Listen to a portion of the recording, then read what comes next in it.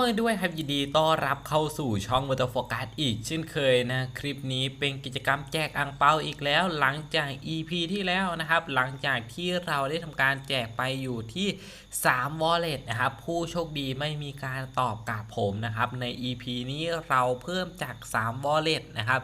เป็น6 Wallet นั่นเองถ้ารอบต่อไปไม่มีนะครับก็จะเป็น9 Wallet นั่นเองนะรอบนี้เราจะทำการแจกอยู่ที่6 Wallet นั่นเองสำหรับใครที่อยากร่วมเล่นกิจกรรมของเราเพียงแค่เม้นเป็นคนแรกและ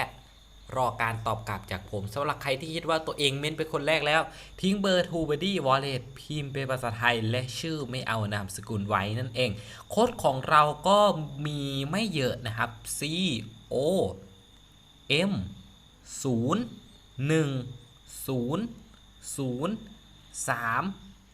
4แต่กิจกรรมนี้ของเรานะเราเอาเฉพาะตัวที่เป็นภาษาอังกฤษเท่านั้นนะครับ